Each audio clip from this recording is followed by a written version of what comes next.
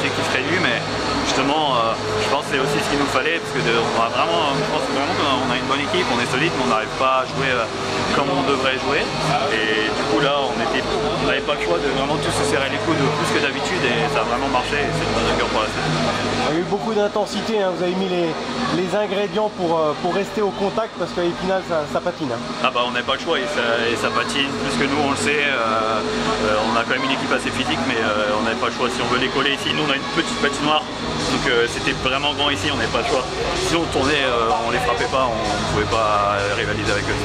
Bon, victoire au tir au but, mais importante avant de prendre Rouen et Meudon de votre côté, un sacré test. Hein. Ouais, on a on avait on jouait les 3 meilleures équipes à la fin, c'était bien pour nous qu'on se prépare pour les playoffs.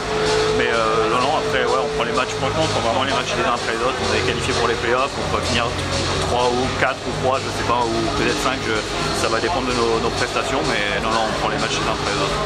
Ouais, c'est une bonne préparation finalement. Ouais, bah c'est ce qu'on s'était dit. Hein. De toute façon, on était les spécialistes cette année, hein, de prendre des points contre les grosses équipes et d'en perdre contre les petits. Donc voilà, et là on s'est dit que c'était un mal pour un bien le calendrier d'avoir les trois meilleures équipes à la fin. Ça nous permettait vraiment de pouvoir avoir vraiment une préparation pour les playoffs de 3 matchs. C'est bien pour nous, on est content de ça.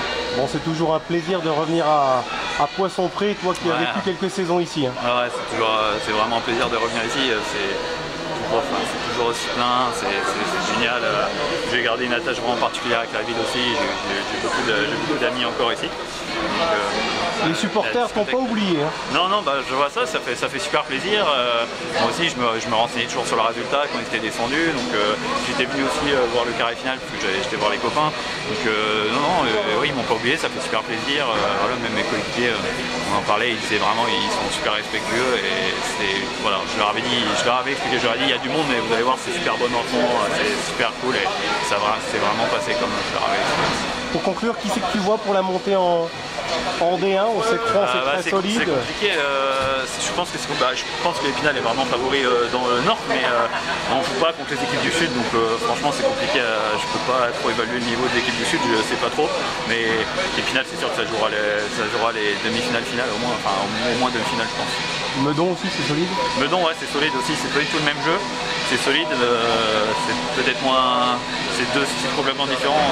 Épinal c'est vraiment plus un style européen avec des joueurs qui est rapide avec de la technique, et eux c'est vraiment plus nord-américain.